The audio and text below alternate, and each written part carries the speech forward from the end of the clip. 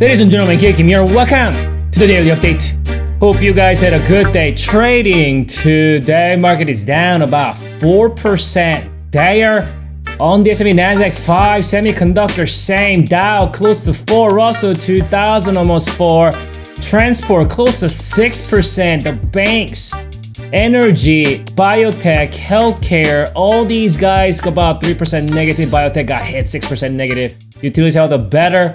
We got retail close to 9% for sector to be down for one day. This is a bloody red day.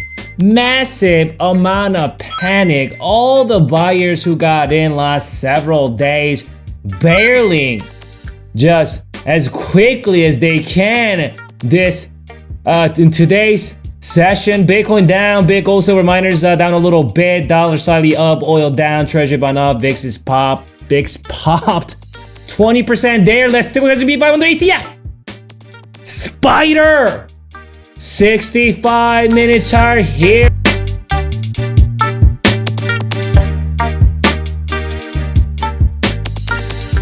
So this is where we closed yesterday. And looks like we actually saw a gap down right here. So with that gap down, there was an up gap right here that was opened up yesterday. That up gap was filled. But once that up gap was filled, we didn't see any kind of support in that vicinity. Market continued to tank just because of the way this market is moving this entire year. When the market comes down, it's gonna come down so much faster than it goes up because we're on a midterm downtrend. So there's no support, even though that gap was filled, the up gap. And then there's another sizable gap right here that was opened up several days ago, and that gap was just filled. So I think, looking at today's price action, we pretty much plunged. Market tanked very hard. We haven't seen a day where we saw close to 4% on S&P this entire year. This might be the first time, if I can remember correctly. Nonetheless, the market is ensuing a whole lot of panic right now and fear, and everybody, shaking in their boots. All these buyers are, hitting that exit button. So with that gap, just getting filled right here, this sizable gap, I reckon there might be some sort of a micro-term oversold bounce tomorrow, unless there's a down gap or something like that. But you can see my micro-term moving average been acting as support, supporting the buyers here. And you can see it right now, currently trading at 397, this micro-term moving average. So I think if there is any kind of oversold bounce in the micro-term, I would have to say that the micro-term moving average 330, 397, there could be a chance that there might be a little bit of bounce, potentially before falling back down. So all the dreams and hopes that the buyers are looking for last couple of days of price action, because there was some kind of attraction that we saw. We had a nice follow through and the gap and consolidation, and then another follow through, and that was a 3 days of move. But remember what we talked about, though. You guys remember that battling with the boss bears, right? That they're coming down fast and fiercely, with their boss bear and his crew coming down very fast. We talked about the yesterday, and this was the level that bulls needed to reclaim. And they had a great chance, just because you can see there is that up gap or down gap. They needed to gap above it. They were down there. There's a great chance they could turn things around. Well, the boss bears and his crew, they understood that this is a dangerous level for the bears. So they came down fast and brought it down just as quickly, because they don't want to play around. They understand you let bulls hang around too long.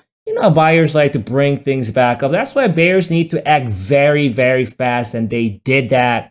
And definitely a victory for the bears here. So obviously the downtrend continues, and this could potentially be that lower high We got the cultivation of a lower high and lower lows. All what the bears need to do right now is just need to come back down and cultivate the lower low and continue with the downtrend. As long as they do that and utilize a midterm to continue to support the bears, as long as they can do that, they can continue in this downtrend. We do not know exactly where the bottom is right now for the buyers. We probably want to see some sort of bounce just because we found fill that gap here. But 385, give some wiggle room here. 380 or 385 or so in this vicinity is a level to protect. If you want to see any kind of protection for further drawdown, let's check out that oscillator. See if we can extract any more information. So that oscillator is it tanked. Remember what did I talked about yesterday, right? We talked about the fact that you do not bring that oscillator all the way to the top of its band.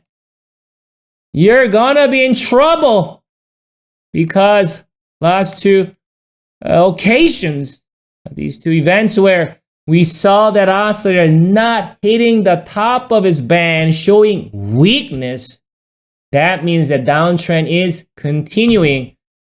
And I implored you, buyers, it is imperative that you bring that oscillator all the way to the top of its band, which we talked about. I emphasized that yesterday. Well, they couldn't do that. And that oscillator plunged. We're back at this level right here. You can see we do have that oscillator support in that vicinity. Right here, right now. So again, this could be the level we may see some sort of slowdown, some sort of micro-term bounce.